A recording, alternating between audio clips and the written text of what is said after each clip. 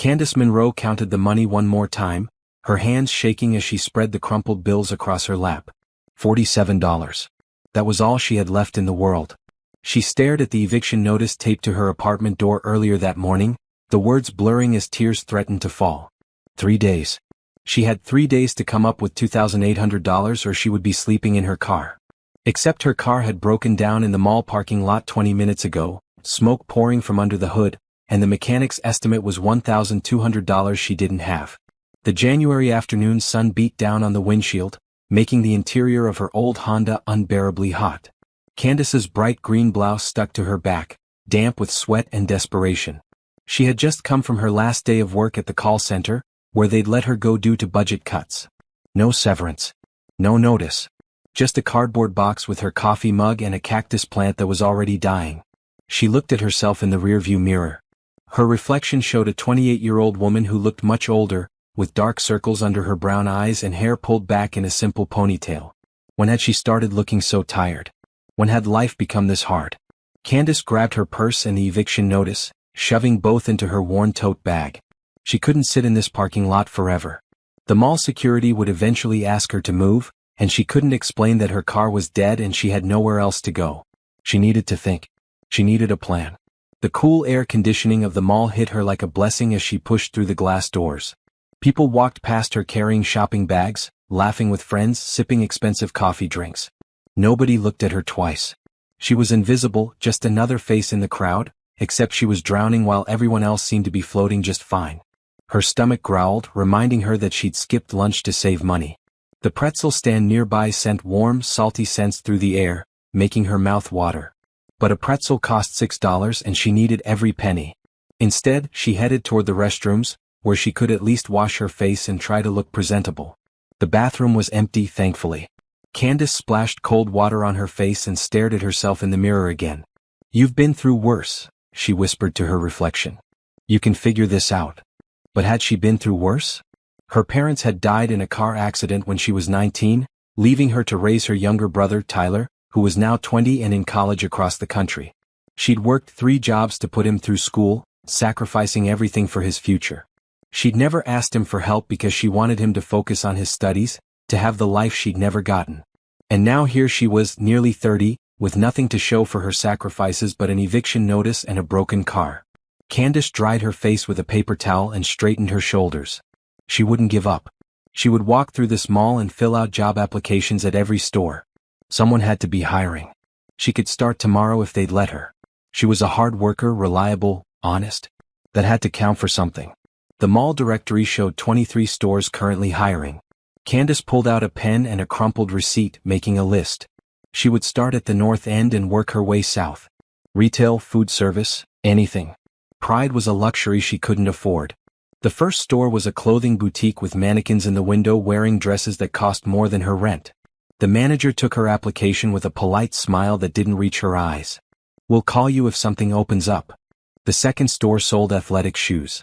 The teenage employee barely looked at her application before setting it in a pile with dozens of others. "We're not really hiring right now, but we keep applications on file." By the 5th store, Candace's hope was fading. By the 10th, her feet hurt and her smile felt plastic. By the 15th, she wanted to sit down and cry. She found a bench near the fountain and collapsed onto it, her tote bag falling to the floor beside her. The fountain bubbled cheerfully, children throwing pennies and making wishes.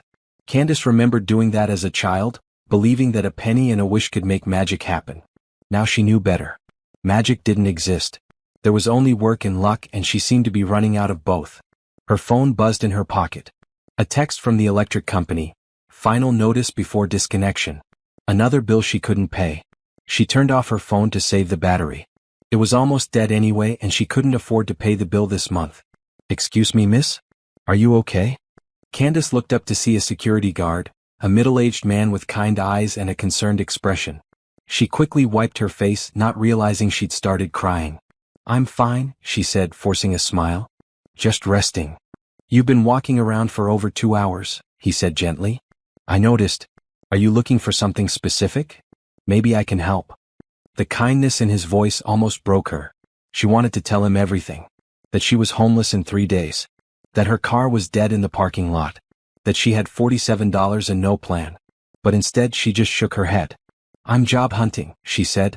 "Just filling out applications." He nodded sympathetically. "Tough economy right now. But keep trying. Something will come through." She thanked him and watched him walk away, his words echoing in her mind. Something will come through. She had to believe that. She had to. Candace picked up her bag and stood, her legs protesting. She had 8 more stores on her list. She would finish what she started. That's what she did. She finished things no matter how hard they got. The bookstore near the south entrance had a help wanted sign in the window. Candace's heart lifted slightly. Books had always been her escape, her comfort. Working in a bookstore wouldn't pay enough to catch up on rent, but it would be something. A start. She pushed open the door, the smell of paper and coffee greeting her. The store was busy with afternoon shoppers, people browsing shelves and reading in comfortable chairs. A young woman at the counter looked up with a genuine smile. "Welcome to Chapter and Verse. Can I help you find something?" "I saw your hiring sign," Candace said, approaching the counter. "I'd like to apply." The woman's smile faltered slightly. "Oh, I'm sorry. We actually just filled that position this morning. I forgot to take down the sign. But you can leave an application and if something opens up." Candace nodded, taking the application even though she knew it would join the stack of forgotten papers in some back office. She filled it out anyway, her handwriting neat despite her shaking hands. When she handed it back, the young woman looked at her with pity. "Good luck," she said softly.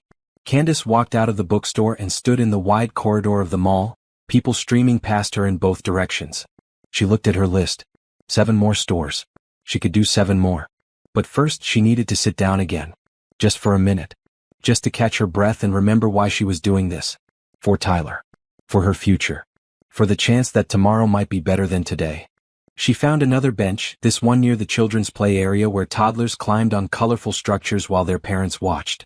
The sound of children's laughter filled the air, innocent and joyful. Candace closed her eyes and let the sound wash over her, a brief moment of peace in the chaos of her life. When she opened her eyes, she noticed a little girl standing in front of her. The child couldn't have been more than 6 years old, with dark curly hair and bright brown eyes. She wore a beautiful blue dress with white flowers, clearly expensive, and shiny black shoes. She was staring at Candace with an intensity that was both curious and unnerving. "Hello," Candace said, looking around for the child's parent. "Are you lost?" The little girl shook her head slowly, still staring. "You're sad." It wasn't a question. Candace's throat tightened. "I'm okay, sweetheart. Where's your mommy or daddy?" "My daddy's in the restaurant," the girl said, pointing vaguely toward the upper level. "But I saw you and I had to come talk to you." "You should get back to your dad," Candace said gently. "He's probably looking for you." "Not yet," the girl said, moving closer. "I need to ask you something important. Have you ever been so close to losing everything that even a stranger's kindness could break you?" Candace's story is just beginning, and what happens next will change her life forever. If you're feeling this story, please subscribe and let me know in the comments what you would do in Candace's situation. Your support means everything. Candace looked at the little girl more carefully now, noticing the expensive quality of her dress, the perfectly styled hair, the confidence in her posture despite her young age. This was a child who was loved and cared for, someone who had never known hunger or fear or the sick feeling of an eviction notice. "What do you need to ask me?" Candace said, glancing around again for a frantic parent. The play area was busy, but no one seemed to be looking for a missing child. The little girl sat down on the bench next to her, swinging her legs. "Do you like pasta?" Candace blinked. "I'm sorry, what?" "Pasta. Do you like it?" "Because my daddy makes really good spaghetti with meatballs, and he says you can tell a lot about a person by whether they like pasta." This was the strangest conversation Candace had ever had. "I like pasta just fine, but sweetie, you really should get back to your dad." "What about bedtime stories? Do you read bedtime stories?" "Sometimes," Candace said, completely confused now. "Why are you asking me this?" The little girl turned to face her fully, her expression serious beyond her years. "Because I think you would be perfect for my daddy." Candace's mouth fell open. She didn't know whether to laugh or be concerned. "I think there's been some confusion, honey. I'm just sitting here resting. I don't know your daddy." "But you could," the girl said brightly. "That's why I came to find you. I've been watching people all day and you're the one." "The one for what?" "To make my daddy happy again." The girl's voice dropped to a whisper. "He's been sad for a really long time. Since my mommy went to heaven. And I think you could make him smile." Candace's heart squeezed painfully. This poor child. Oh, sweetheart, I'm so sorry about your mommy. But I don't think. Can you braid hair? The girl interrupted. My daddy tries, but he's not very good at it. My hair gets all tangled and he says bad words under his breath. Despite everything, Candace smiled. Yes, I can braid hair. And do you like gardens? We have a really big garden with roses and a fountain and sometimes birds. Do you like birds? I do like birds, Candace admitted. Perfect. The girl hopped off the bench and grabbed Candace's hand. You have to come meet him now. Wait, no, Candace said, gently pulling her hand back. I can't just go meet your father. He doesn't know me. He'll think I'm strange. He won't think you're strange. He'll think you're nice. You have a nice face. Candace felt her eyes burning again. When was the last time someone had said something kind to her? That's sweet of you to say, but really I should go. I have things to do. The girl's face fell and for a moment she looked like she might cry. Please?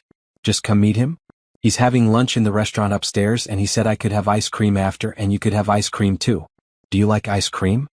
Everyone likes ice cream, Candace said softly. But your daddy might not want a stranger joining you. He won't mind. He's always telling me to make new friends. The girl grabbed her hand again, more insistently this time. Please? I promise he's really nice. And he won't be mad. He never gets mad at me. Candace looked into those hopeful brown eyes and felt something crack inside her chest. This child had lost her mother. She was clearly lonely, searching for something she couldn't name. And Candace, who had nothing left to lose, couldn't find it in herself to disappoint a grieving 6-year-old. Okay, she said slowly. I'll come meet your dad. But just for a minute and then I really do have to go. The girl's face lit up like sunshine. Really? You promise? I promise. My name is Bella, the girl said, pulling her toward the escalator. Bella Romano. What's your name? Candace Monroe. That's a pretty name. Miss Candace. I'm going to call you Miss Candace.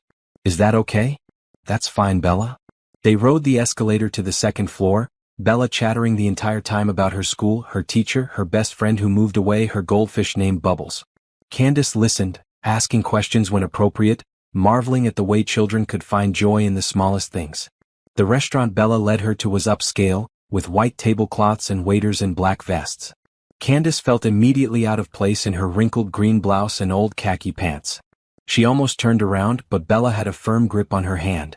There he is, Bella said, pointing to a table near the window. Candace's breath caught. The man sitting at the table was younger than she expected, maybe early 30s, with dark hair and strong features.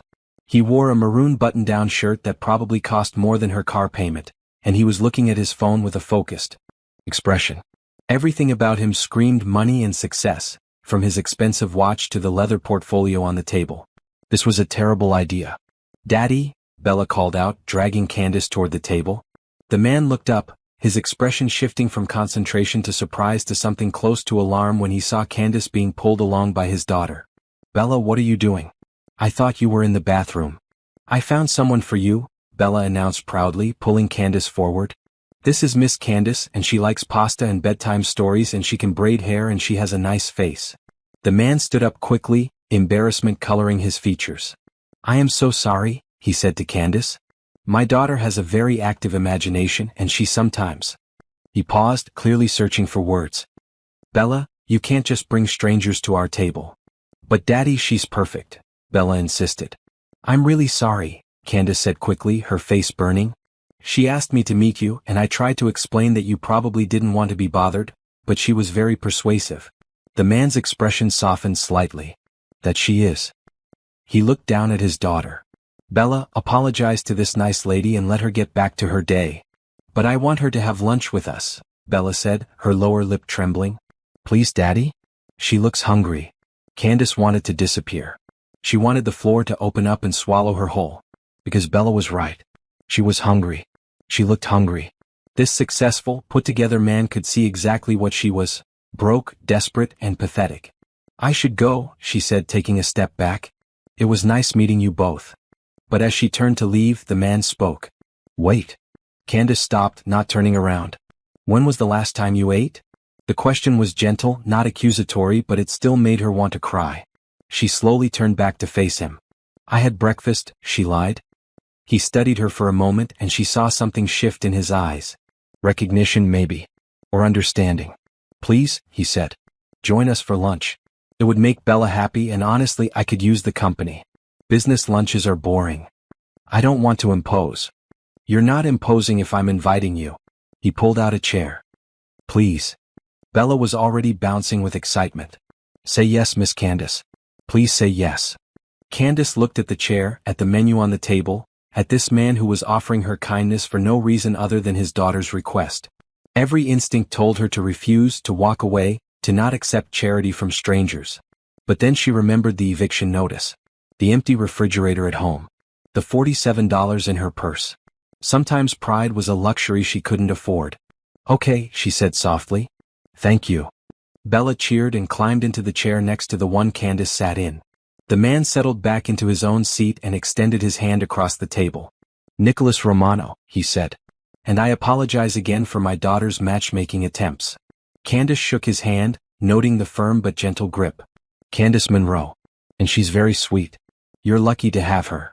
I know I am. Nicholas's smile was warm and genuine. Bella talks about needing a new friend at least once a week. I just didn't expect her to recruit someone at the mall. I'm very good at finding people, Bella said seriously. Miss Candace has kind eyes. A waiter approached and handed Candace a menu. She opened it and almost gasped at the prices. A simple salad was $18. The pasta dishes were $25 and up. Order anything you want, Nicholas said as if reading her thoughts. The chicken parmesan is excellent. Candace's stomach growled audibly. She pressed a hand to it, embarrassed. The house salad looks good. The salad is terrible, Nicholas said bluntly. Trust me on this. Get real food. The lasagna is incredible. Bella leaned over and whispered loudly, Daddy's right. The salad is just lettuce. Despite herself, Candace laughed. It felt strange laughing after the day she'd had. Okay. The lasagna then. When the waiter left with their orders, an awkward silence fell over the table. Candace folded her hands in her lap, acutely aware of her chipped nail polish and the worn state of her clothes. Nicholas seemed comfortable with the silence, sipping his water and glancing at his phone occasionally. Bella filled the quiet by drawing on her paper napkin with a crayon the waiter had brought. So what brings you to the mall today? Nicholas asked, his tone polite and conversational. Job hunting, Candace said, then immediately regretted being so honest. I mean, I'm looking for work. I lost my job recently. I'm sorry to hear that. What field are you in? I was working at a call center, but before that I did retail, food service, a bit of everything really. I'm not picky. Nicholas nodded thoughtfully. The job market is tough right now. How long have you been looking? About 4 hours, Candace said with a rueful smile. I just got the news this morning. That's recent. I'm sorry. Losing a job is never easy. The food arrived, and Candace had to stop herself from crying at the sight of the steaming lasagna placed in front of her. It smelled incredible and her stomach twisted with hunger. She waited until Nicholas and Bella started eating before picking up her fork. The first bite was heaven. The second made her realize how long it had been since she'd had a real meal. She forced herself to eat slowly, to not look desperate, even though she wanted to devour everything on the plate. Good? Nicholas asked, watching her with an expression she couldn't read. Very good. Thank you for this. My pleasure. Bella chattered between bites of her chicken fingers, telling Candace about her school play and her pet goldfish and how her daddy's house had a pool but it was too cold to swim right now. Nicholas listened patiently, occasionally correcting minor details or asking questions. Candace watched them together and felt a pang of longing. They were clearly close despite the loss they'd experienced. Nicholas was attentive and kind, never dismissing Bella's excited rambling. He genuinely seemed to enjoy his daughter's company. Miss Candace, Bella said suddenly, do you have any kids? Bella, Nicholas said warningly. No, it's okay, Candace said. No, I don't have children. I have a younger brother though. Tyler. He's in college. Do you live with him? Candace's smile faltered. No, he's away at school. So you live alone? Bella, that's enough questions, Nicholas said firmly but gently. But Candace found herself answering anyway. Yes, I live alone. In an apartment. Well, for 3 more days anyway. The words slipped out before she could stop them. Nicholas's head snapped up, his eyes sharp. What happens in 3 days? Candace put down her fork, her appetite suddenly gone despite the half-eaten lasagna in front of her. I got an eviction notice this morning. I'm behind on rent. How far behind? She shouldn't tell him. She didn't know this man. But something about his direct gaze, his genuine concern, made her want to be honest. About 3 months. I've been struggling since my hours got cut, and then today I lost my job entirely, so... She shrugged, trying to appear casual even though her hands were shaking. I'll figure something out. I always do. Nicholas was quiet for a moment, and Candace wanted to take back everything she'd said. This was supposed to be a simple lunch, not a therapy session with a stranger. I'm sorry, she said quickly. I shouldn't have dumped all that on you. You were just being nice and I... How much do you owe? Candace blinked. What? For the back rent. How much? I can't tell you that. I mean, it's not your problem. I'll work it out. Nicholas leaned back in his chair, studying her with those intense dark eyes. Humor me. How much? $2,800, she whispered. Bella gasped. That's a lot of money. It is, Nicholas agreed, still looking at Candace. And your car? Bella mentioned you looked tired from walking. Did you walk here? My car broke down in the parking lot. But I'll get it towed somewhere eventually. How much to fix it? Candace's throat tightened. I don't know. Maybe $1,200. But honestly, it might not be worth fixing. It's old. Nicholas nodded slowly, and Candace braced herself for the pity she'd see in his eyes. Instead, she saw calculation. He pulled out his phone and typed something quickly, then set it aside. Finish your lunch, he said. Then I want to talk to you about something. Candace forced herself to take another bite of lasagna, even though her stomach was now tied in knots. What did Nicholas Romano want to talk to her about? Was he going to offer her money? That would be humiliating. Or maybe he was going to suggest a shelter or a charity. That would be worse. Bella seemed oblivious to the tension, happily eating her chicken fingers and talking about a boy in her class who ate glue. Nicholas listened to his daughter, but his attention kept drifting back to Candace, his expression thoughtful. When they'd all finished eating, Nicholas ordered coffee for himself and hot chocolate for Bella. He offered Candace something, but she declined, her nerves too frayed for caffeine. Bella, Nicholas said gently, I need to talk to Miss Candace about grown-up things for a few minutes. Can you go look at the bookstore across the hall? Stay where I can see you through the window. Bella's eyes widened. Are you going to ask her to marry you? Bella. Because you should. She's perfect. Go to the bookstore. Now please. Bella sighed dramatically but slid off her chair. Okay, but don't let her leave. She's the one, Daddy. I know it. Once Bella was safely in the bookstore, visible through the restaurant's windows, Nicholas turned his full attention to Candace. She shifted uncomfortably in her seat. I want to make you an offer, he said directly. And I need you to hear me out completely before you say no. Mr. Romano. Nicholas, please. Nicholas, I appreciate the lunch, but if you're going to offer me money, I can't accept. I'm not a charity case. I'm not offering charity, he said calmly. I'm offering you a job. Candace frowned. A job? Doing what? Taking care of Bella? She blinked, certain she'd misheard. I'm sorry, what? Nicholas leaned forward, his hands clasped on the table. My daughter lost her mother 2 years ago. Cancer. It was sudden and it was brutal, and Bella has struggled ever since. I've hired 3 nannies in the past year, and none of them lasted more than a few months. Bella didn't connect with any of them. But she connected with you in 15 minutes. She's a sweet girl, Candace said carefully. But I'm not qualified to be a nanny. I don't have training or references or... You have something better. You have kindness. Bella sees that. And honestly, so do I. He paused, choosing his words carefully. I can tell you're going through a hard time. I can also tell you're proud and you don't want handouts. So this isn't a handout. This is a business arrangement. You need a job and a place to stay. I need someone who can take care of my daughter and make her happy. It's mutually beneficial. Candace's heart was racing. What exactly would this job entail?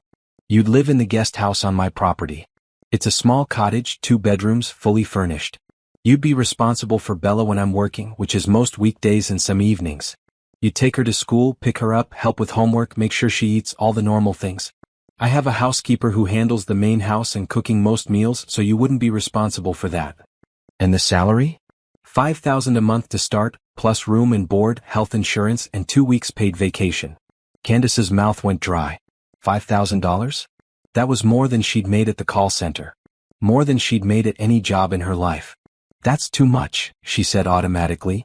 It's the going rate for live-in care in this area. And given that you'd be on call essentially 24/7, it's actually quite reasonable. I don't know anything about being a nanny. Do you know how to feed a child? Help with homework? Read bedtime stories? Provide basic supervision? Well, yes, but then you know enough. The rest you'll learn.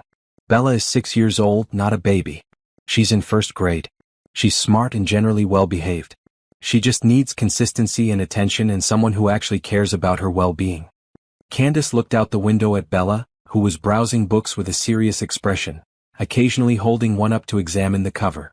The little girl who had approached her less than an hour ago, insisting she was perfect for her daddy. Why me? Candace asked. You don't know anything about me. I could be anyone. True. Which is why I'd need to run a background check.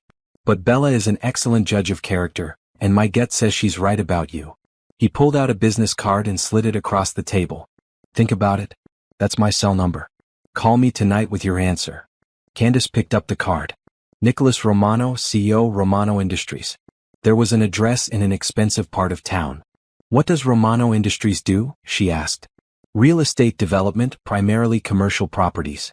We build shopping centers, office buildings, that sort of thing. So you're very successful. I've been fortunate, yes. Candace set the card down carefully. I need to be honest with you. I'm being evicted in 3 days. My car is broken. I have less than $50 to my name. If you hire me, you'll be taking a huge risk on someone who is essentially homeless. Then it's a good thing I'll be providing housing, Nicholas said simply. You don't understand. I'm a mess right now. My life is falling apart. I don't know if I'm the right person to take care of your daughter when I can't even take care of myself. Nicholas was quiet for a moment, and when he spoke, his voice was gentle. 2 years ago, I watched my wife die slowly. I had all the money in the world and I couldn't save her.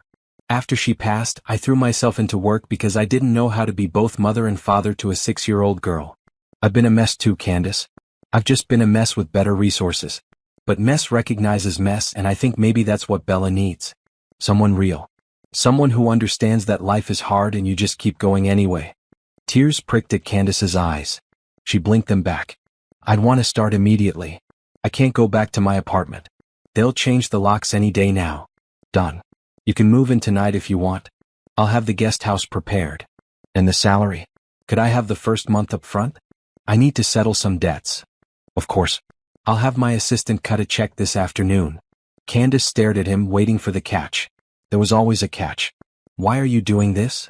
Because my daughter has been sad for 2 years, and in the 15 minutes she spent with you, she smiled more than she has in months. Because you need help and I can provide it.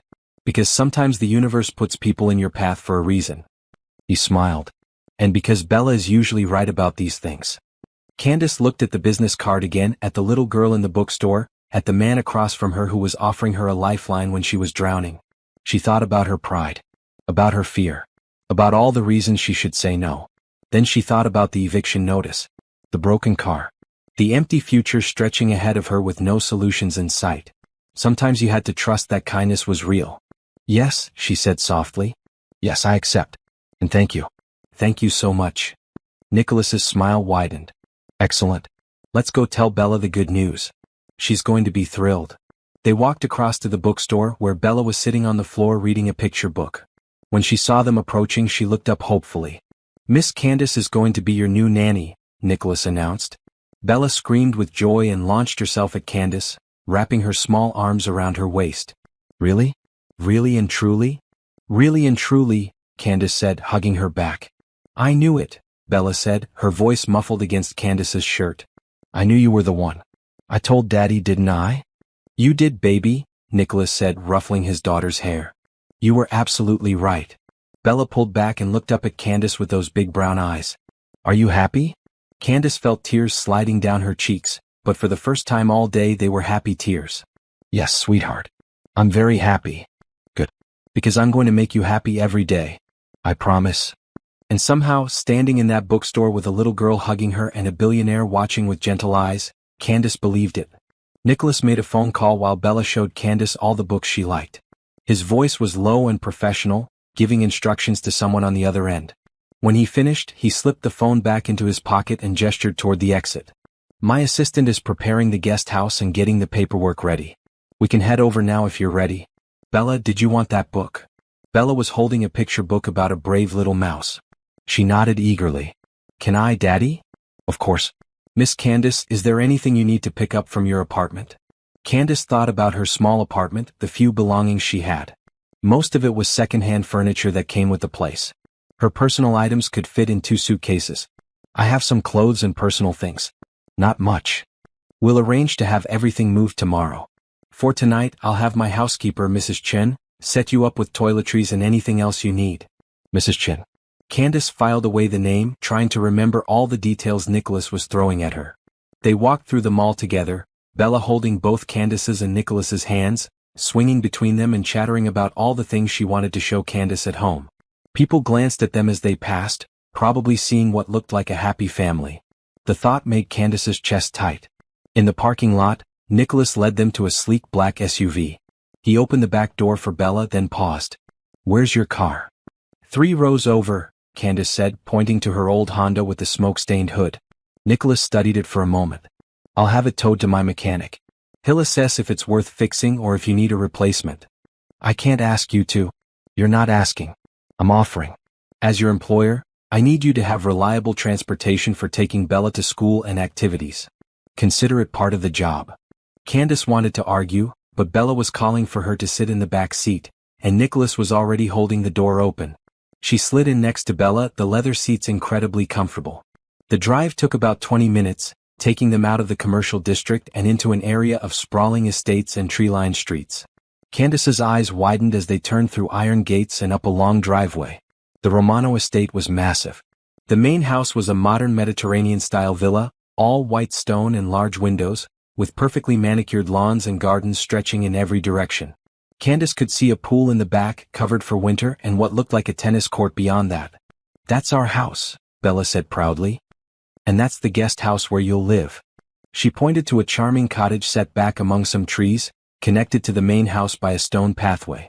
It looked like something from a fairy tale, with a red door and window boxes that probably held flowers in spring. Nicholas parked in the circular driveway and helped Bella out. Candace followed, feeling like she'd stepped into someone else's life. This couldn't be real. Any moment she'd wake up on that bench in the mall.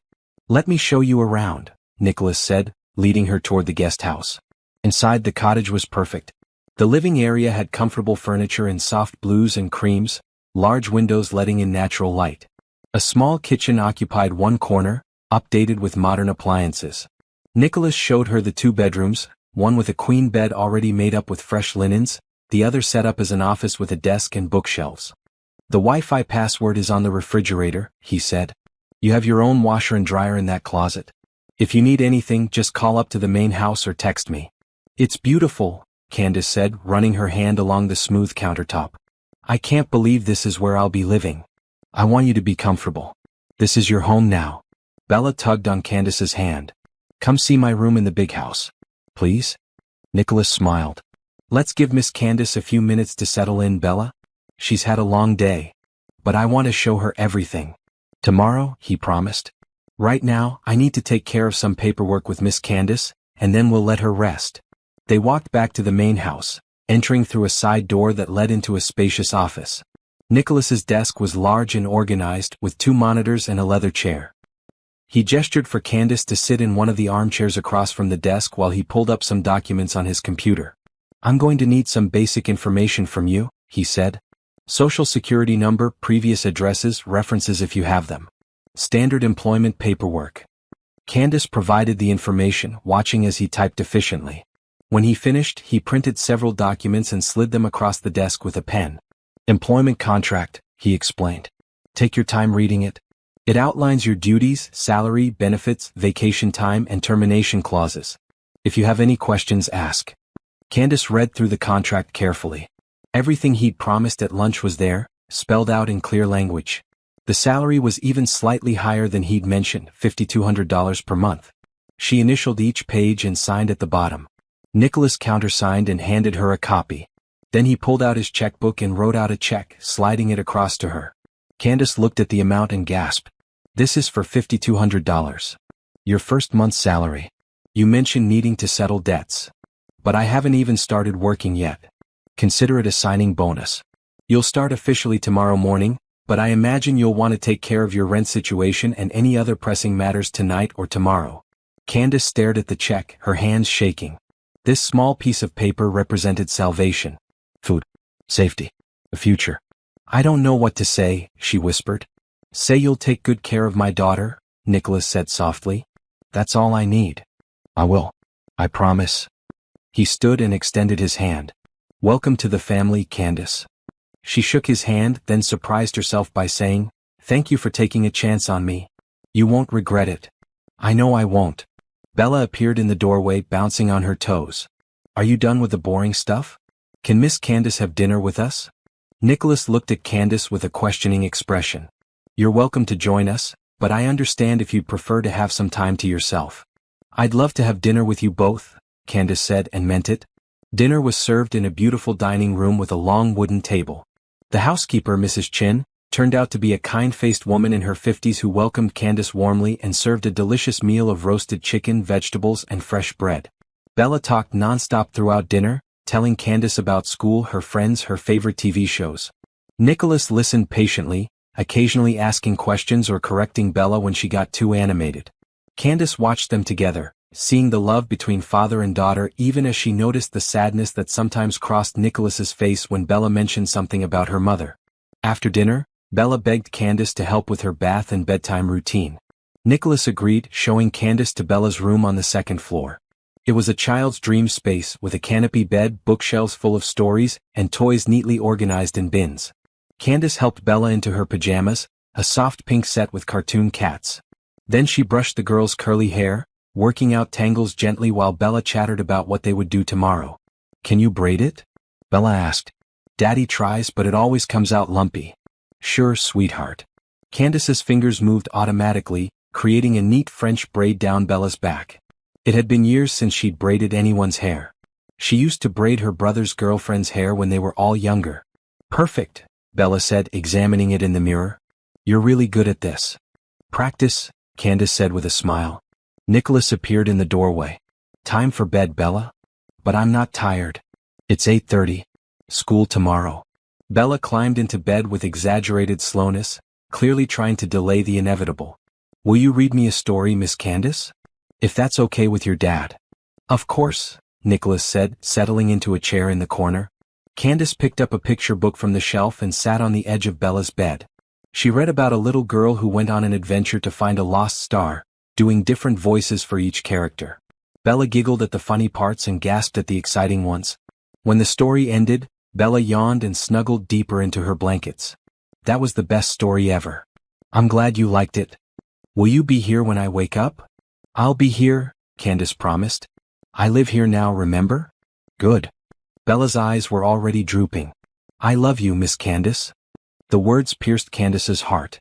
I'll see you in the morning, sweet girl. Nicholas kissed his daughter's forehead and turned off the main light, leaving only the night light glowing. He and Candace stepped out into the hallway, closing the door quietly behind them. Thank you, he said. She hasn't fallen asleep that easily in months. She's wonderful. You've done a great job with her. I've tried. It hasn't always been enough. He walked her downstairs and toward the side door. Get some rest. Tomorrow will be a busy day getting you settled. Nicholas. Candace stopped him before he could leave. Why did you really hire me? And please be honest. He was quiet for a moment, considering his answer. Because when Bella looked at you, she smiled the way she used to smile at her mother. And because you needed help, and I've learned that sometimes the best thing you can do in this life is help someone when you have the ability to do so. My wife always said that kindness creates kindness. I'm hoping she was right. Candace felt tears threatening again. She was right. And I'll make sure Bella knows that too. I believe you will. Good night, Candace. Good night. She walked back to the guest house in the darkness, the pathway lit by small solar lights. Inside her new home, she sat on the couch and finally let herself cry. But these weren't tears of despair or fear. These were tears of gratitude, of relief, of hope. She pulled out the check Nicholas had given her and stared at it. Tomorrow she would deposit it and pay her back rent. She would retrieve her belongings from the apartment she was losing. She would start her new life. But tonight, she would just sit in this beautiful space and let herself believe that maybe, just maybe, things were going to be okay. Candace woke to sunlight streaming through unfamiliar windows. For a moment, she panicked, not recognizing where she was. Then memory flooded back. The mall, Bella, Nicholas, the job offer. She sat up in the comfortable bed and looked around the cottage that was now her home. It was 7 in the morning. She'd slept better than she had in months, probably because for the first time in a long time, she wasn't worried about where she'd be sleeping the next night. Her phone buzzed with a text from Nicholas. Good morning. Bella has school at 8:30. Can you handle drop-off today? Address is in the folder on your kitchen counter. Candace quickly texted back. Yes, I'll be ready. She showered and dressed in her least wrinkled clothes, making a mental note that she needed to pick up her things from the apartment today.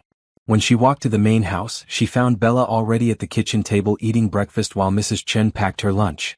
Miss Candace, Bella squealed, running over for a hug. You're really here. I thought maybe I dreamed it. I'm really here, Candace assured her. Good morning, Mrs. Chen. Good morning, dear. Coffee? Breakfast? Coffee would be wonderful, thank you. Nicholas appeared in a navy suit, looking every bit the successful businessman. Morning. Bella's school is about 15 minutes from here. I've arranged for you to use the second car. He held up a set of keys. It's the silver sedan in the garage. You have a car I can use? It was my wife's.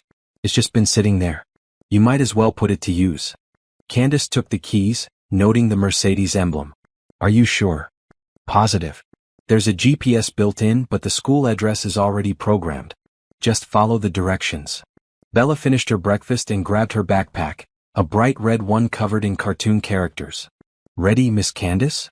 The drive to school was filled with Bella's chatter about her teacher, Miss Anderson, and her best friend, Sophie, and how they were learning about butterflies in science.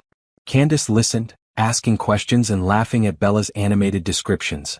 The school was a beautiful building with colorful murals on the walls. Candace walked Bella to her classroom, where other parents were dropping off their children. Miss Candace, Bella whispered, can you pick me up after school too? Of course. What time? 3 o'clock. Right here. I'll be here. Bella hugged her tightly before running into the classroom. Candace watched through the doorway as Bella joined a group of girls at a table, already chattering about something excitedly. On the drive back, Candace called her old landlord and arranged to drop off a check for the back rent. The man sounded surprised but pleased. She also called the utility company and paid her outstanding balance over the phone using Nicholas's check, which she'd deposited through her bank's mobile app early that morning. Back at the estate, Nicholas was still home, working in his office. He called her in when he saw her pass by. How did drop-off go? Perfectly. She's a great kid. She is. He glanced at his computer screen. I'm going to be at meetings most of the day. Mrs. Chen will be here if you need anything. Feel free to explore the property, use the gym in the basement, whatever you'd like. Actually, I was hoping to pick up my things from my apartment today. Would that be okay? Of course. Take the car. Do you need help moving? I don't have much. I can manage. Are you sure? I can have my assistant send someone. Candace shook her head. I'd rather do it myself if that's okay. Nicholas studied her for a moment. You're very independent. I've had to be. I respect that. But remember, you're part of a team now. It's okay to ask for help. I'll remember that. Thank you. At the apartment, Candace found the eviction notice still taped to the door. She pulled it down and crumpled it, feeling a sense of satisfaction. Inside, the space looked even smaller and shabbier than she remembered. Had she really lived here for 2 years? She packed her clothes, books, photos of her parents and brother, and a few other personal items. Everything fit in 3 suitcases and 2 boxes. The furniture stayed as it had come with the apartment. Her landlord met her as she was loading the last box into the car. He was a heavy-set man with a permanent scowl, but today he looked almost friendly. Got a new job, I hear? He said. Yes, sir. I'm very fortunate. Good for you. And thanks for settling up. Not many folks do the right thing when they're in a tight spot. Candace drove back to the estate feeling lighter. She unpacked methodically, hanging her modest wardrobe in the spacious closet, arranging her books on the shelves, placing her family photos on the dresser. The cottage began to feel like hers. That afternoon she picked up Bella from school. The little girl's face lit up when she saw Candace waiting by the classroom door. You came, Bella said, as if there had been any doubt. I said I would. On the drive home, Bella talked about her day. She'd gotten a star on her spelling test and learned about monarch butterflies. She and Sophie had played on the swings at recess. Can we go to the park? Bella asked. There's one near our house with really good swings. If your dad says it's okay. They stopped at the main house to ask Nicholas, who was back from his meetings and changing out of his suit into more casual clothes. The park is fine, he said. I'll join you.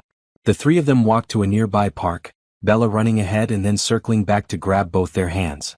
At the park, Nicholas pushed Bella on the swings while Candace sat on a bench nearby, watching them laugh together. A woman on the next bench leaned over. Your family is beautiful. Candace opened her mouth to correct her, but the woman had already turned back to watching her own children. She let the assumption stand, surprised by how much she liked the sound of it. Later, after Bella's homework was done and she was bathed and in her pajamas, Candace read her another story. This time it was about a brave princess who saved herself instead of waiting for a prince. I like that she was brave, Bella said sleepily. Are you brave, Miss Candace? Sometimes. When I have to be. I think you're always brave. You were brave today. How was I brave today? You smiled even though you were sad. Candace's breath caught. What makes you think I was sad? Your eyes. They get a little bit sad sometimes. Like Daddy's eyes. But then you smile anyway, and that's brave. Out of the mouths of children. Candace smoothed Bella's hair back from her forehead. You're a very smart girl, you know that? I know. Daddy tells me all the time. After Bella fell asleep, Candace found Nicholas in the living room, reading reports on his tablet. He looked up when she entered. She go down okay? Out like a light. She's exhausted. She had a big day. They're doing a field trip to the aquarium next week. She's very excited. She told me. She wants to see the jellyfish. Nicholas smiled. She's been talking about nothing else. He set down his tablet. How are you settling in? Is the cottage comfortable? It's perfect. More than I expected. Good. And your apartment situation? All settled. I paid the back rent and picked up my things. It feels good to have that behind me. I'm glad. He hesitated, then added, I know this is all happening very fast. If you need time to adjust or if you have concerns, please tell me. Actually, I wanted to thank you again. You've been incredibly generous and I promise I'll work hard to deserve it. You already do. Bella's happier than she's been in a long time. That's worth everything to me. They sat in comfortable silence for a moment. Then Nicholas said, She told me you were brave today. She said the same thing to me. I'm not sure what she meant. I think she meant you keep going even when things are hard. That's the definition of brave, isn't it? Candace thought about that. Maybe. I never really thought about it that way. Well, I agree with my daughter. You're brave. And I'm grateful you're here. That night, lying in her comfortable bed in the cottage, Candace thought about how much her life had changed in just 24 hours. Yesterday she'd been desperate and alone, counting her last $47. Today she had a home, a job, and people who seemed to genuinely care about her well-being. She thought about what Bella had said. That she smiled even when she was sad. That she was brave. Maybe she was. Maybe surviving was its own form of bravery. She fell asleep thinking about butterflies and brave princesses and little girls with wise eyes who saw more than adults realized. The next 3 weeks passed in a comfortable rhythm. Candace woke each morning, had coffee with Mrs. Chen while Bella ate breakfast, then drove Bella to school. She used the mornings to run errands, work out in the gym, or simply read in the cottage. At 3 o'clock she picked up Bella, helped with homework, and supervised playtime. Nicholas often joined them for dinner, and Candace found herself looking forward to those evenings. He was easy to talk to, intelligent and funny, with a dry sense of humor that surprised her. He asked about her day, genuinely interested in her answers, and shared stories about his own work that made the world of real estate development sound fascinating. How did you get into this business? Candace asked one evening while Bella played with blocks on the living room floor. My father was a contractor. I grew up on construction sites learning the trade. When I went to college, I studied business and architecture. After graduation, I started small, renovating old buildings. One project led to another, and eventually I was developing new properties instead of just fixing old ones. He smiled. It's rewarding work, creating spaces where people live and work and build their lives. Do you still go to construction sites? Not as much as I'd like. These days I'm mostly in meetings and reviewing plans. But occasionally I'll visit a project, put on a hard hat, and remember why I love this work. Bella looked up from her blocks. Daddy took me to see a building once. It was so tall I couldn't see the top. That was the Morrison Tower, Nicholas explained. 35 floors. One of my favorite projects. Can you take Miss Candace to see it? Bella asked. Nicholas glanced at Candace. Would you like that? I'd love to see your work. Then we'll make it happen. A few days later, on a Saturday morning, Nicholas drove them into the city. The Morrison Tower was impressive, a sleek glass structure that reflected the sky. Nicholas gave them a tour, showing Candace the lobby with its marble floors and modern art installations, then taking them up to the observation deck on the top floor. "The city looks so small from up here," Candace said, gazing out at the sprawl below. "That's why I love this view. It puts things in perspective. Whatever problems you're dealing with seems smaller when you're looking at the whole picture." Bella pressed her nose against the glass. "I can see our house. Well, kind of. It's over there somewhere." They spent the afternoon exploring the city, stopping for lunch at a cafe Bella loved, then visiting a museum with a special exhibit on dinosaurs.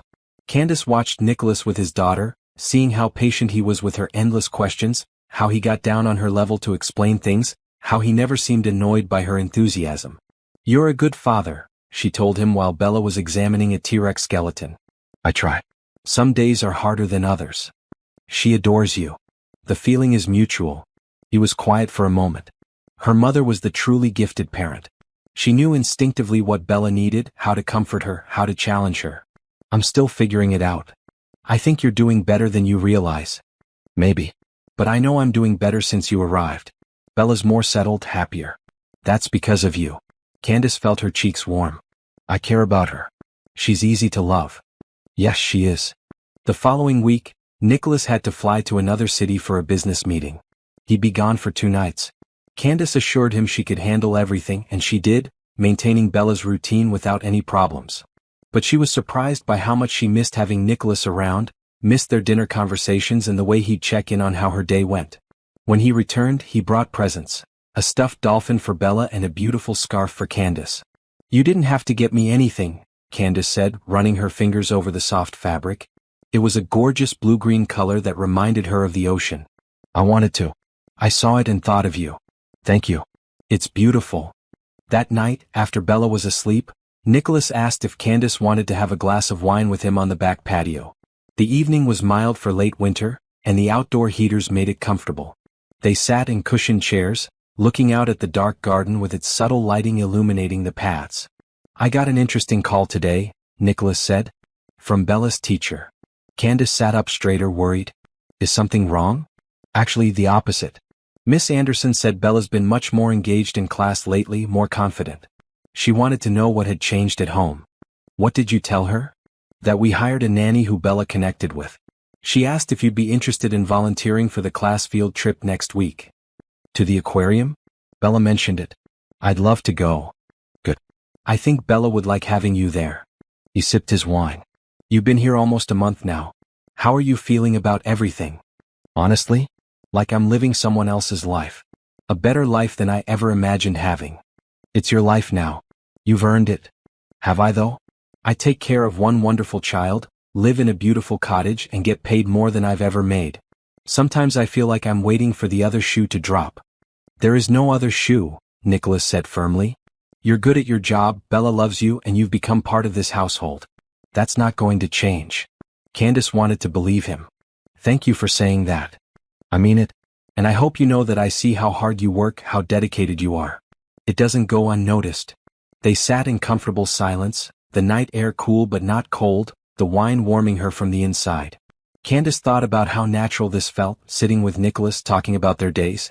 She'd never had this with anyone before, this easy companionship. "Can I ask you something personal?" she said. "Of course. Do you ever think about dating again?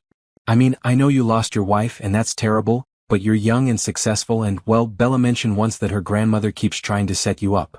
Nicholas laughed. "My mother is relentless. She's convinced I need to remarry, for Bella's sake if not my own. She sends me profiles of daughters of her friends, arranges accidental meetings at family gatherings." "Has anything come of it?" "No. I've gone on a few dates over the past year, mostly to appease my mother, but nothing clicked. I don't know if I'm ready or if I'm just too busy or if I'm still." He trailed off. "Still grieving? Maybe. Or maybe I just haven't met the right person." He looked at her with an expression she couldn't quite read. "What about you? Anyone special in your life?" Candace shook her head. "I haven't had time for dating. Between taking care of my brother and working multiple jobs, relationships weren't really an option. And honestly, I've never been good at it. I tend to choose the wrong people." "How so?" "Men who need fixing, who have big dreams but no follow-through. I always think I can help them, save them somehow. It never works out. Sounds exhausting. It was. That's why I stopped trying. Well, maybe now that your life is more stable, you'll have time to meet someone worth your time. The thought made Candace unexpectedly sad. She wasn't sure why. Maybe, she said non-committally. They finished their wine and said goodnight. As Candace walked back to the cottage, she realized she didn't want to meet anyone. She was happy here with this life, with Bella and Nicholas and even Mrs. Chen. She didn't need anything else. Or so she told herself. The aquarium field trip was a success. Candace rode the bus with Bella's class, helping to keep 20 excited 6-year-olds organized and safe. Bella held her hand the entire time, proudly introducing her to Sophie and the other children as, "My Miss Candace." They watched the jellyfish float through the water, their translucent bodies glowing under the special lights. Bella was mesmerized, pressing her face against the glass. "They're so beautiful," she whispered. "How do they glow like that?" Candace read the information placard. "It says some jellyfish have special proteins that make light. It's called bioluminescence." Bioluminescence, Bella repeated carefully. "I'm going to tell Daddy that word." Later they watched the dolphin show, and Bella cheered so loudly that other parents smiled. On the bus ride back, Bella fell asleep with her head on Candace's shoulder, exhausted but happy. That evening, Nicholas came home early from work, a rare occurrence. He found Candace and Bella in the kitchen making cookies, flour dusting their clothes and laughter filling the air. "Something smells good," he said, loosening his tie. "Chocolate chip cookies," Bella announced. "Miss Candace is teaching me how to bake." "Is she now?" "She's a very good student," Candace said, smiling. "We're on our 3rd batch." Nicholas grabbed a warm cookie from the cooling rack. "These are delicious. You'll have to teach me too." "Really?" Bella's eyes widened. "You want to bake with us?" "Why not? I think I can handle mixing cookie dough." So Nicholas changed into jeans and a casual red shirt and joined them in the kitchen.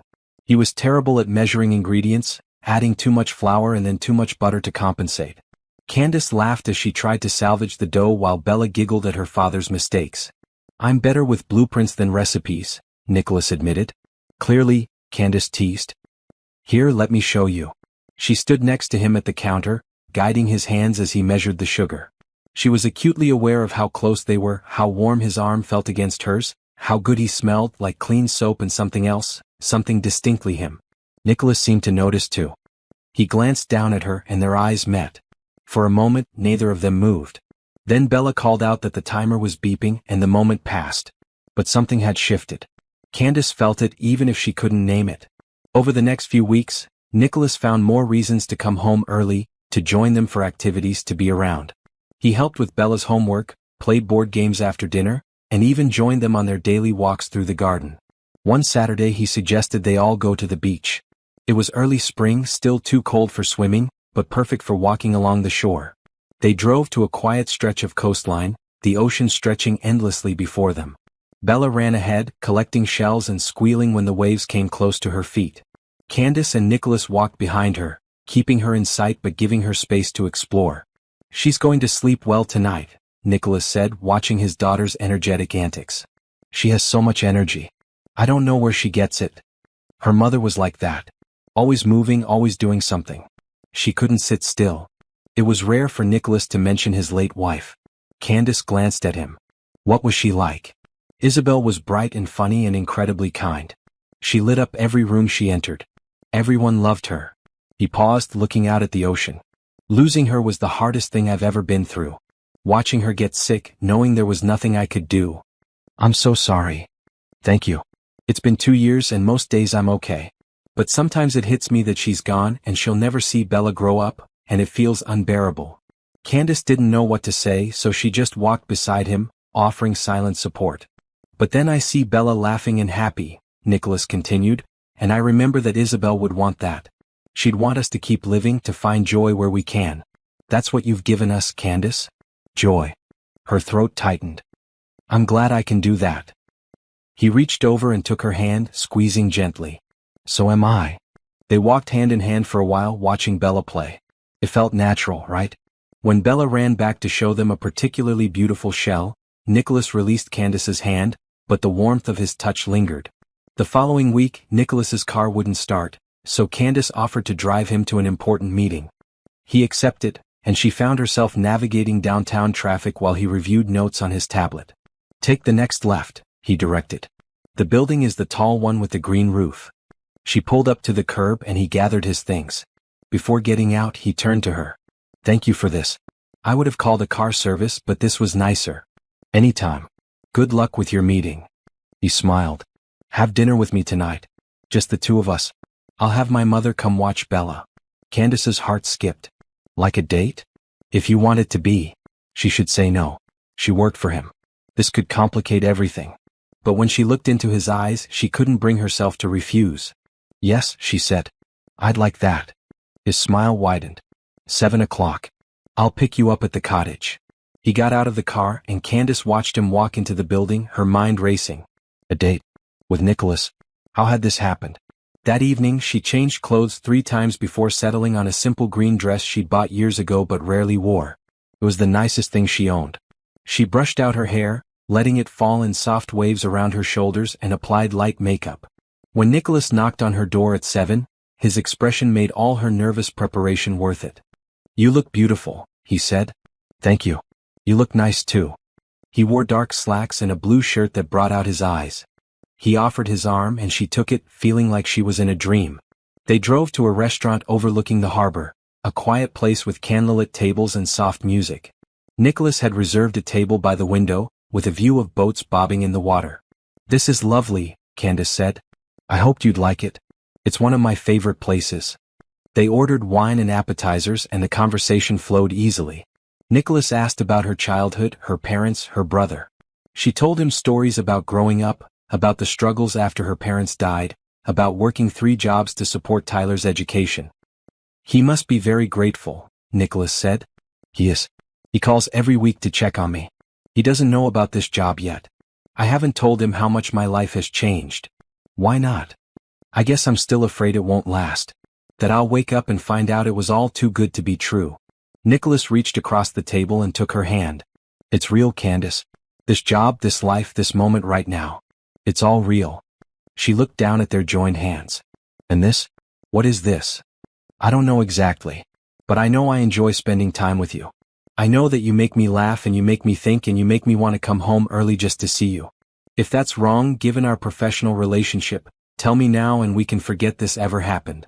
Candace's heart was pounding. It's not wrong. I feel the same way. Then let's see where this goes. No pressure, no expectations. Just 2 people getting to know each other better. Okay, she whispered. They talked for hours, long after their food arrived and they'd finished eating. They talked about everything and nothing, discovering shared interests and debating different viewpoints, laughing at stories and serious in their deeper discussions.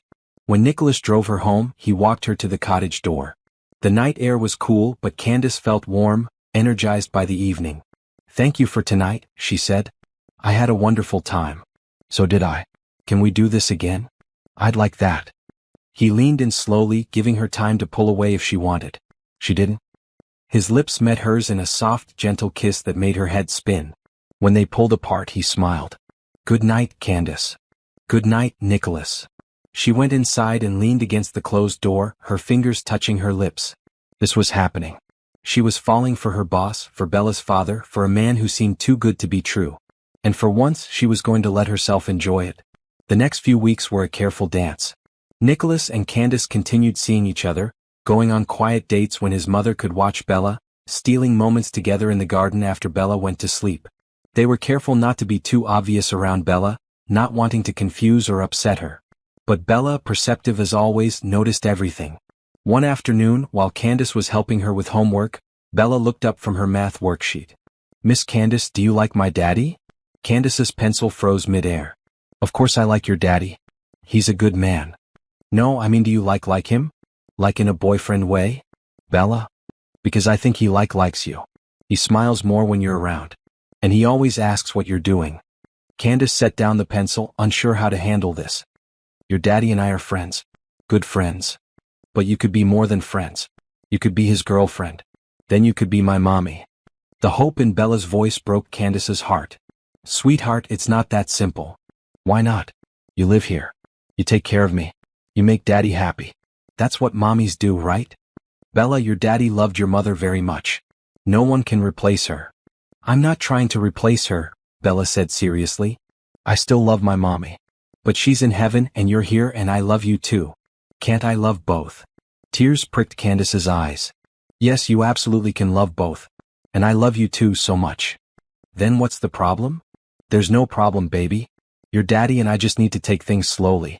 We need to make sure we're doing what's right for everyone, especially you. Bella seemed to accept this, but Candace could see the wheels turning in her mind. She had the distinct feeling Bella was planning something. She was right. The following Saturday, Bella asked if they could play hide and seek in the garden. It was a beautiful spring day, perfect for being outside. Nicholas was working in his office but agreed to take a break and join them. I'll count first, Bella announced. Close your eyes and count to 50. Candace and Nicholas dutifully closed their eyes while Bella counted loudly. When she reached 50, they scattered to find hiding spots. Candace found a spot behind a large hedge near the garden shed. She crouched down, trying to stay quiet, listening for Bella's footsteps. Found you, Daddy, she heard Bella call out from somewhere near the pool. Then nothing. Minutes passed. Candace started to wonder if Bella had forgotten about her. Bella, she called out. Did you find me? No answer. She stood up and walked around the hedge, looking for the little girl. That's when she heard Nicholas calling Bella's name too. Did she find you? Candace asked when she met up with Nicholas near the fountain. Yeah, a few minutes ago. She told me to wait for her by the shed. But she never came back. They walked to the shed together, both starting to worry. Bella, Nicholas called. Game's over, honey. Come out. I'm in here, came Bella's voice from inside the shed. Nicholas tried the door. It was locked. Bella, why is the door locked? It locked by accident. I can't get out. Stand back. I'll open it. Nicholas pulled on the door, but it wouldn't budge. He examined the lock. This is locked from the outside. Bella, did you lock us out? Maybe, came the small voice. Bella Romano, open this door right now. I can't. The key is in the house. Nicholas and Candace looked at each other. Understanding dawned on both their faces. You locked us in on purpose, Candace said. Maybe, Bella repeated. You need to talk. I'm helping. Nicholas ran a hand through his hair. Bella, this is not okay. We're not playing anymore. Go get the key. Not until you talk to Miss Candace about being boyfriend and girlfriend. Candace covered her mouth to hide her smile. Nicholas looked equal parts frustrated and amused. How long have you been planning this? He asked. A week. Sophie helped me. She said her mom locked her dad in the garage once when they were fighting, and they came out all happy again. I figured it would work for making you happy too. We're already happy, baby, Nicholas said. But you'd be happier if you stopped pretending you're just friends. Nicholas looked at Candace. She's not wrong. No, she's not. They were standing close together in front of the shed door, close enough that Candace could feel the warmth radiating from him. The garden was beautiful around them, flowers beginning to bloom, the afternoon sun making everything glow. We've been careful, Nicholas said quietly. Not wanting to rush things, not wanting to complicate the situation with work. I know. But I think we're past that point, don't you? Candace's heart raced. What are you saying? I'm saying that I have feelings for you. Real feelings. And I'm tired of pretending I don't. I have feelings for you too, she admitted. I tried to keep things professional, but you can't help who you fall for. No, she whispered. You can't. He cupped her face in his hands, his thumbs brushing her cheeks. Then let's stop fighting it. Let's see where this goes. What about Bella? What about your work and my job and all the complicated things? We'll figure it out. Together. He kissed her then, slow and sweet, and Candace felt something inside her shift and settle into place. This was right. This was where she was supposed to be. When they pulled apart, they heard clapping from inside the shed. Finally, Bella called out. Now can you kiss again? Sophie says that's what boyfriends and girlfriends do. Nicholas laughed. How about instead you go get that key? Okay. But you have to promise to be girlfriend and boyfriend for real. We promise, Candace said, unable to keep the smile off her face. They heard Bella's footsteps running toward the house. Nicholas pulled Candace close, wrapping his arms around her. Our daughter is quite the matchmaker, he said. Your daughter, Candace corrected gently. Our daughter, Nicholas repeated firmly. If you'll have us, both of us. Candace rested her head against his chest, listening to his heartbeat. I already have you. Both of you. They stood there in the garden, holding each other until Bella returned with the key and let them out. She immediately hugged both of them, squealing with delight. I knew it, she said. I knew you were perfect for each other. I'm the best matchmaker ever. Yes, you are, Nicholas agreed, ruffling her hair. But no more locking people in sheds, understood? Understood. But it worked, didn't it? Candace laughed. Yes, it worked. That night, after Bella was asleep, Nicholas and Candace sat on the patio again, this time holding hands openly. I want you to know, Nicholas said, that I'm serious about this. About you. It's not just about convenience or gratitude or any of the practical reasons people might think. I know. I feel the same way. And I know we're doing this backwards, that we probably should have dated before you moved in and started taking care of my daughter, but life doesn't always happen in the right order, Candace finished. And maybe this was the right order for us. Maybe it was. He kissed her hand. I'm falling in love with you, Candace Monroe. Her breath caught. I'm falling in love with you too, Nicholas Romano. They sat under the stars, planning their future, talking about what this meant for them, for Bella, for their unconventional little family. And for the first time in years, Candace felt completely at peace. Spring turned to summer, and with it, Candace's relationship with Nicholas deepened. They were careful to maintain appropriate boundaries around Bella, but the little girl had already decided Candace was going to be her new mother, and nothing they said could convince her otherwise. Nicholas's mother, Elena Romano, came for Sunday dinner one evening. Candace was nervous about meeting her, but Elena was warm and welcoming, if a bit direct. So you're the woman who's made my son smile again, Elena said, looking Candace over with sharp but kind eyes. I hope so, Candace replied. And my granddaughter adores you. The feeling is mutual. Good. That's what matters. Elena patted Candace's hand. I don't care about your background or where you came from. I care that you're good to my family. Are you good to my family? I try to be. Then we'll get along just fine. Dinner was pleasant, filled with laughter and stories. Elena regaled them with tales of Nicholas as a child, much to his embarrassment and Bella's delight. After Elena left, Nicholas found Candace in the cottage. I'm sorry if my mother was intense. She wasn't. She was protective. I respect that.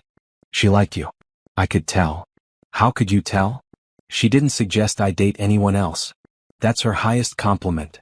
Candace laughed. I'll take it. Nicholas pulled her into his arms. Come to the charity gala with me next month. As my date officially. That's very public. I know. But I'm tired of hiding how I feel about you. I want people to know you're important to me. What about Bella? Will she be okay with us being so open? She'll probably throw a party. You know how she feels about this. Candace did know.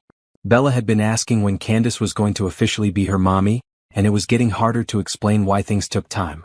The gala was 3 weeks away. Candace had nothing appropriate to wear, so Nicholas insisted on taking her shopping. He brought Bella along, making it a family outing. At the boutique, Bella helped Candace pick out dresses to try on, offering opinions on each one. Too boring, she said to a black dress. Too sparkly, to a silver one. Perfect, to a deep blue gown that hugged Candace's curves and flowed like water when she walked. Nicholas agreed. When Candace stepped out of the dressing room, his expression made her feel beautiful. That's the one, he said quietly. The night of the gala, Candace felt like she was in a dream. The event was held at a historic hotel, with a grand ballroom and hundreds of guests in formal wear. Nicholas introduced her to business associates, friends, and colleagues, always with his hand at the small of her back, always making it clear she was with him. They danced together, swaying to soft music, surrounded by glittering chandeliers and elegant decorations. Having fun? Nicholas asked. More than I expected. Though I keep thinking someone's going to ask what I do, and I'll have to explain that I'm your daughter's nanny. You're not just Bella's nanny. You're my girlfriend. And if anyone has a problem with that, they can talk to me. His fierce protectiveness made her smile. I love you. I love you too. That night marked a shift. They were a couple now, openly and officially. And it felt right. A few weeks later, Candace's brother Tyler came to visit. He was on summer break from college and wanted to see where his sister had ended up. Tyler was tall and lanky with the same warm brown eyes as Candace. When he arrived at the estate, his jaw dropped. You live here? He asked, staring at the main house. I live in the cottage, Candace corrected. But yeah, this is where I work. And you're dating your boss? The billionaire. It's more complicated than that. It better be because this sounds like a rom-com plot. Candace laughed and introduced Tyler to Bella, who immediately attached herself to him, asking a million questions about college. That evening, Nicholas invited Tyler to join them for dinner. The conversation was easy, with Tyler sharing stories about his studies in engineering and his plans for the future. "Your sister has told me a lot about you," Nicholas said. "She's very proud." "She's the one who made it all possible," Tyler said. "She worked 3 jobs to pay for my tuition. I owe her everything." "You don't owe me anything," Candace said quickly. "I wanted to help. And now I want to help you," Tyler said. "I got a scholarship for next year. Full ride. Which means you don't have to send me money anymore." Candace's eyes filled with tears. "Tyler, that's wonderful. There's more. I also got an internship for the summer. So I'm completely self-sufficient now." He grinned. "Which means you can stop worrying about me and focus on your own life for once." Nicholas had been quiet, listening. Now he spoke up.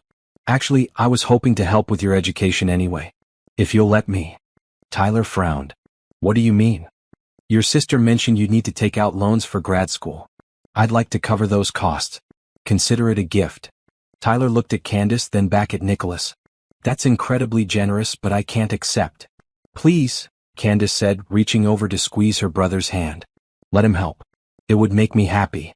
"It would make us both happy," Nicholas added. "Your sister has given Bella and me so much. This is a small way to give back." Tyler was quiet for a long moment. Then he nodded. "Okay. But only if I can pay you back someday." "No need. Just do something good with your education. That's payment enough." After dinner, Tyler pulled Candace aside. "He really loves you, doesn't he?" "I think so. I know so. I can see it in the way he looks at you. And Bella clearly thinks you hung the moon." He hugged his sister tightly. "You deserve this, Candace. You deserve to be happy." "Thank you, Tyler. That means a lot." The summer passed in a blur of happiness. Beach trips with Bella, quiet dinners with Nicholas, family gatherings with Elena and extended relatives. Candace felt more settled than she ever had, more loved, more complete. One evening in late August, Nicholas asked her to take a walk with him in the garden. The sun was setting, painting the sky in shades of pink and orange. "There's something I want to talk to you about," he said, sounding nervous. "Okay. We've been together for 6 months now. And they've been the best 6 months of my life since Isabel died." Candace's heart started pounding. "They've been wonderful for me too. I know we moved fast. I know this whole situation is unconventional. But I also know that what we have is real and rare and worth fighting for." He stopped walking and turned to face her. "I love you, Candace. And I want to build a future with you. I want that too. Then let's make it official. Move into the main house with us. Not as Bella's nanny but as my partner. As part of this family." Tears streamed down Candace's face. "Are you sure?" "I've never been more sure of anything." She threw her arms around his neck. Yes, I'll move in. I love you so much." He kissed her long and deep, and Candace felt her heart swell with joy. This was her family now. This was her home. Are you feeling the love? Sometimes the best things in life come when we least expect them. If this story is touching your heart, please subscribe and comment below with your thoughts on Candace's journey. Have you ever had a moment that changed your life completely? 6 months later, in February, Candace prepared for what she thought would be a normal Saturday. Nicholas had suggested they all go to the mall, the same one where Bella had first found her over a year ago. "Why the mall?" Candace asked as they drove. "I want to pick up something from the jewelry store," Nicholas said casually. "We could have done that closer to home." "This mall has sentimental value," he said with a mysterious smile. Bella was unusually quiet in the back seat, and when Candace glanced back, she saw the little girl grinning with barely contained excitement. At the mall, Nicholas led them to the exact spot where Bella had first approached Candace. The fountain was still there, still bubbling cheerfully. "Do you remember this place?" Nicholas asked. "Of course. This is where I met Bella. Where my whole life changed." "Good. I wanted you to remember." Then he got down on one knee. Candace's hands flew to her mouth. "Nicholas. Candace Monroe, you came into our lives when we needed you most. You brought light and laughter and love back into our home. You've been a mother to my daughter, a partner to me, and a blessing to our entire family. I can't imagine my life without you, and I don't want to try." He pulled out a ring, a beautiful diamond that sparkled under the mall lights. "Will you marry me?" Before Candace could answer, Bella ran up holding a poster board. She turned it around to show large, colorful letters that read, "Will you be my mommy?" Candace was crying so hard she could barely see, but she managed to nod and say, "Yes. Yes to both of you." Nicholas slipped the ring on her finger and stood, pulling her into a kiss while Bella jumped up and down, cheering. Around them, mall shoppers had stopped to watch and a few started clapping. But Candace barely noticed them. She was focused on Nicholas's face, on Bella's joy, on this perfect moment that she'd never dreamed possible. Then she heard a voice. Nicholas. They all turned to see a woman approaching. She was beautiful, with dark hair and Bella's same brown eyes. Candace's heart stopped. Teresa, Nicholas said, sounding surprised but not unhappy. You made it. The woman smiled. I wouldn't miss this for the world. Candace looked between them, confused and starting to panic. The woman looked so much like the photos Candace had seen of Isabel. Was this his late wife's sister? What was happening?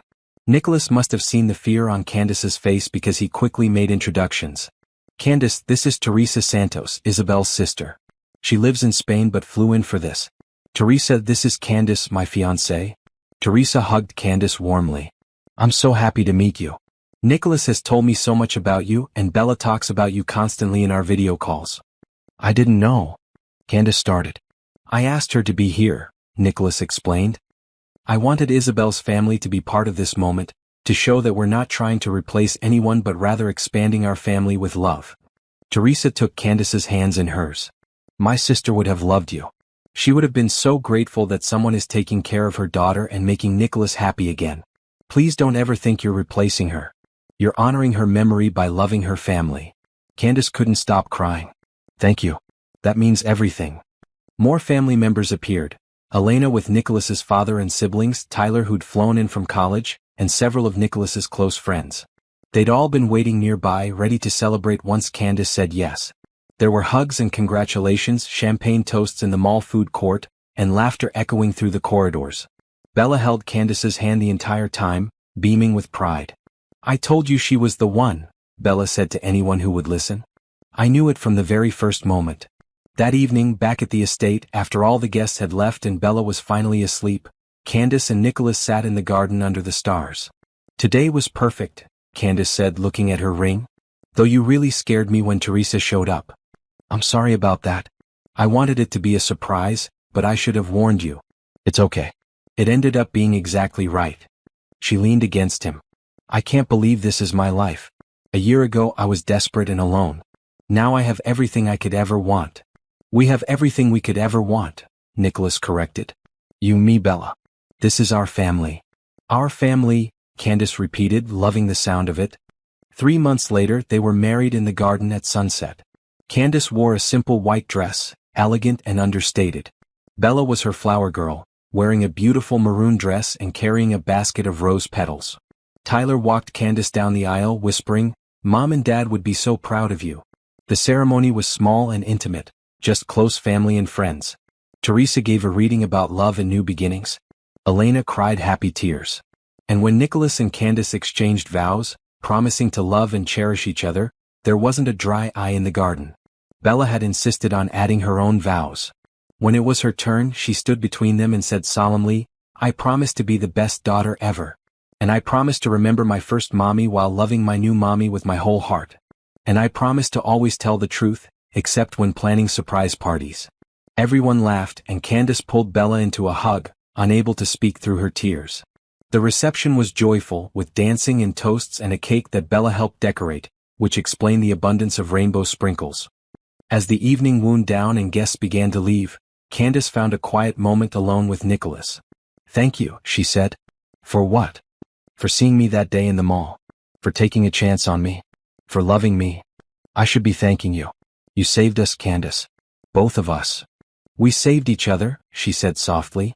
They danced together under the fairy lights strung through the garden, swaying to soft music, surrounded by the people they loved. Later, as they were saying goodnight to the last guests, Bella ran up to them, still full of energy despite the late hour. Are you happy? She asked Candace. Happier than I ever thought possible. Good. Because I told Daddy you were the one, remember? I'm never wrong about these things. No, Candace agreed, hugging her daughter close. You're never wrong. That night, after Bella was finally asleep in her room, Candace stood in the master bedroom she now shared with Nicholas. She looked at her wedding ring, at the photos on the dresser that now included pictures of their new family, at the life she'd built from nothing. Nicholas came up behind her, wrapping his arms around her waist. What are you thinking about? About how much can change in a year. About how I almost gave up that day at the mall. About how grateful I am that Bella found me. She did find you, didn't she? She always said it was meant to be. Maybe it was. Maybe sometimes you have to lose everything to find what you were always supposed to have. I like that, Nicholas said, kissing her temple. And I like that we get to spend the rest of our lives figuring out what else we're supposed to have. Together. Always together. Candace turned in his arms and kissed him, feeling the love that flowed between them, the certainty that this was real and lasting and true. 1 year ago she'd been sitting on a bench in a mall, counting her last $47 and wondering how she'd survive. Now she stood in a beautiful home, married to a man she loved deeply, raising a daughter who'd chosen her just as much as she'd chosen them. Sometimes life worked out in ways you could never predict. Sometimes kindness led to more kindness. Sometimes love found you in the most unexpected places. And sometimes, a little girl with bright eyes and a big heart knew exactly what her father needed, even before he did. That night, as Candace drifted off to sleep in Nicholas's arms, she thought about Bella's words from that first day, "You have kind eyes." She'd been broken and desperate and barely holding on. But Bella had seen past all of that to the person underneath. The person who could love and be loved. The person who deserved a second chance. And what a glorious second chance it had turned out to be.